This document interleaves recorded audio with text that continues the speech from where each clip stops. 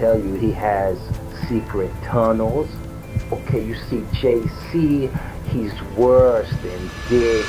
You know the saying, keep calm and catch the snitch? Well, it seems like Diddy's alleged ex-slave went all out to prove it true. During an interrogation, he reportedly linked big names, one of them being Jay-Z, to Diddy's dirty secrets. And what he has to say is absolutely wild. If you remember well enough, a guy named Jonathan Oddie, who was arrested back in 2018 for at Trump Golf Club, revealed some horrific details about Diddy's freak-offs even before Cassie filed the lawsuit. At the time, everyone thought he was crazy, but now tables have turned and there is a new unheard audio that is floating around that some allege is from that interrogation itself that implicates Diddy and Jay even further.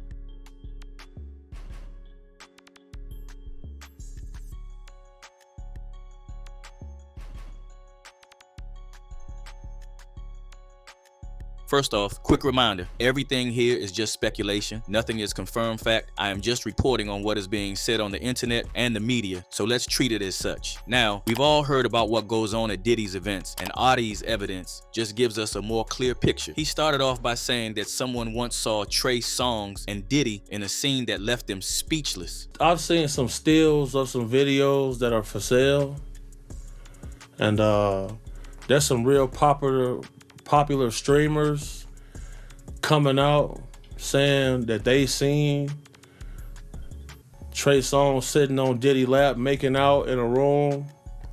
They invited him to join. He declined it. Because when you get to these parties, bro, they collect everybody's phone. It don't matter who you are. That phone is getting collected. So at this point now, it's just your word against theirs. Whether that's true or not, it's hard to ignore the way this lines up with other whispers about these parties. Oddie didn't stop there. He talked about CEOs stepping down around the time of Diddy's arrest. According to him, a lot of them were regulars at these events. You can connect the dots how you want. I mean, it even caught Meek Mill by surprise. So much so that he had to tweet about it saying, why are all these CEOs stepping down? Then there's the filming. When asked if people knew they were being recorded, Oddie said, "No, you were being filmed at these parties?" Well, not really, but Diddy and others would film things on iPhones. A lot of people was recording their own phone, so everyone knew what was happening. That's interesting, especially when you think back to Lil Rod's lawsuit from a year ago where he claimed Diddy made him film everything with his phone. And let's not forget, court records show they seized 96 electronic devices from Diddy, including 8 hard drives with over 90 terabytes of information. Just think about that for a second. 90 terabytes. Cassie even mentioned in her lawsuit that Diddy filmed everything on phones, which makes this all even messier. When asked which celebrities he personally saw at these parties, Oddie listed some big names. I saw Usher, Justin, Will, his son, LeBron. Now, we already know about Justin and Usher's connections to Diddy, so no surprises there. But when it comes to names like Will and LeBron, their silence on this whole situation since day one has been noticeable. Even Kevin Hart seemed to dodge the topic when asked directly about his connection to Diddy's events, acting like he didn't know what was being talked about. Hey Kevin, when you hosted for Diddy, did you catch any baby oil? I hosted for Diddy. Kevin, come here. Can you go get some girls so we can be in the bedroom with some girls? Let's get some girls up here, please. First and foremost, I'm not giving the bed. You asking the wrong person the wrong question. Now, that's already raising eyebrows, but it gets even wilder. Oddie further described what allegedly goes down at these parties, and it's something. What did you see them do at these parties? Well, they have everyone watching in like a circle. It's like a show. Sometimes they take turns. It's very secretive. You know, Diddy only bring in certain people. And apparently, not everyone gets to stay for the after party either. According to the baby, he himself revealed some details on that. This is where things get even stranger. Beyonce, I was at a party at Diddy crib in LA. This was the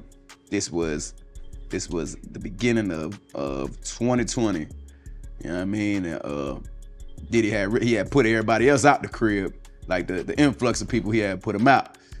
But he had took a liking to me in particular around the time, man. It was really, you know what I mean, like putting his arm around me. Right. So he had put majority of the people out, but he allowed me to stay in there.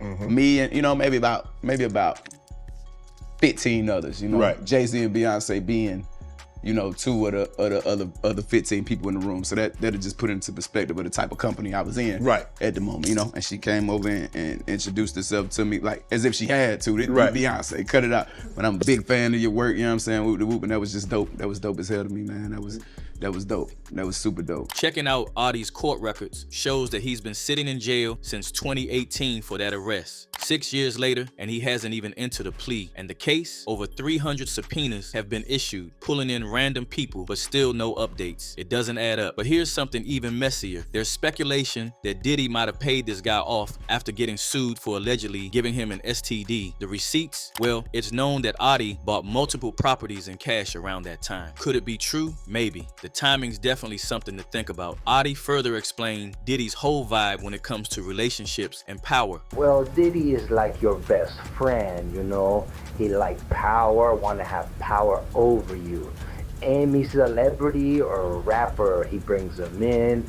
He takes them out to party, give them extravagant gifts. Apparently, Diddy once told him he gave French Montana $1 million for no reason. One time, he gave French Montana $1 million for no reason. Now, Diddy and French Montana's relationship has always been a little strange. For one, Diddy signed him, gave him a deal, handed over $1 million, and even gave him his own flavor of Ciroc, French vanilla. Check this out. My brother started in Africa. Imagine being in Africa. Check it out. With a dream to be a hip-hop star, that's like thinking really, really crazy that he's gonna do that. He manifested that, came from Morocco, came and moved to New York, kept hustling and bustling, got on my radar.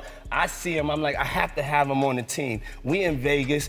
He's like a hot commodity. He's being humble. He makes great music, and that's what we're here for, and that's what it's about. But it's also great to hear, like, when there's certain special artists, and he's a special artist, and he's like my best friend, so I'm gonna always speak love about him. What's interesting is, for someone who was supposedly tight with Diddy and with several shirtless videos of them floating around, French hasn't said a word since all this started coming out. And apparently, Diddy keeps everything on lock. According to Audie, Diddy even got cameras on his private jet. Some say this isn't just about security, it's about control. Everything you do is on camera. Even have cameras in his private jet. So now he can use this to blackmail you if you ever say no to him. And let's not forget the whole Vegas connection. What happens in Vegas, right? Except when Diddy's involved, it seems like it follows you forever. He's been known to take people on these trips where, honestly, saying no doesn't seem like an option. But one comment on X didn't seem to back Russell, saying, "Brand is controlled opposition." Once you know that, all this bull makes sense. Here's another interesting bit. Diddy has this thing where he likes to buy matching outfits for people. At first, it just sounds like a quirky habit, but when you dig deeper, it starts to look more calculated. A quick look back at old photos shows people like Meek Mill, Maze, and French Montana all rocking similar looks when they were closely tied to him. And the patterns don't stop there. It's kind of clear that when people are partying with Diddy, their careers are on fire. But once they stop hanging out with him, silence. No hits, no collaborations, just crickets. This might sound like a conspiracy, but Audie also mentioned humiliation rituals as a way labels or powerful figures keep artists locked into bad deals. I went to Miami and I went to LA. All right, tell us about what you saw at Mr. Combs' parties in LA. Well, I can tell you he has secret tunnels, secret party rooms. That's where the Illuminati go to meet. They watch him, they bring in people for the humiliation rituals on new celebrities. And about those underground tunnels Audie just talked about, people are saying Diddy's house might be connected to places like the Playboy Mansion. While there's no hard proof, the idea of these hidden spaces just adds to the whole secretive vibe. But if Audie had stopped mentioning names there, it might have been better. Instead, when he was asked who he's seen using these tunnels, he dropped some heavy accusations at Will Smith and his son. Underground tunnels. But you can't just go in, you need to have a code. You need a code to open the doors. Okay, and who have you seen go into these tunnels?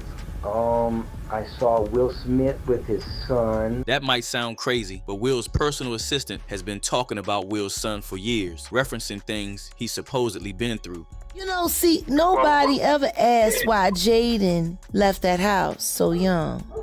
I know, but he hates Charlie, and I wish somebody would ask him why. Yeah, well, his father done things to him that he should be in jail for. So His I'm father gonna done leave that things there to too. everybody. And honestly, it's hard to ignore all the whispers about Will Smith. On camera, he's this super nice guy, but according to multiple accounts, it's a whole different story when the cameras aren't rolling. You know, Will Smith, he's like, what do you call, two-faced, you know? He looked like a nice guy, but very rude when no cameras are around him. So I was very surprised when I saw him. Now, even one user backed this up, saying, was Smith not the victim, y'all? He been a villain. Apparently, Adi has been dealing with threats because, as he puts it, I know too much. He claims Diddy's been sending lawyers after him non-stop and even tried to have him silenced. I needed to do something. Diddy sent people trying to take me out through his lawyers constantly. I know I wasn't safe. You see, it's because I know too much. He wanted me gone, constantly sending lawyers because I sued him for herpes and won. And he gave Usher herpes, he gave it to Jay-Z, Jay-Z gave it to Rihanna. And speaking of Jay-Z, Adi also went all in. But just to be clear again, all this hasn't been proven true. It's his words against theirs. He claimed Jay-Z is even worse than Diddy, and according to Adi, Jay-Z was somehow involved in Biggie's passing. He even hinted at some shady stuff surrounding Aaliyah. Adi went on to say that Beyonce was jealous of Aaliyah and brought up another name, Kathy White, claiming she was tied to some mysterious situations as well. Okay, you see, Jay-Z, he's worse than Diddy, okay? He wanted Biggie to be gone so he could be the best in New York, okay? And then what you think happened to Aaliyah, okay? Why is she gone? You think it was an accident, but you know Jay-Z wanted Aaliyah. Damon Dash had Aaliyah, but Diddy wanted Aaliyah. R. Kelly wanted Aaliyah. He was friends with Jay-Z. And Beyonce was jealous because she know that Jay-Z wanted Aaliyah.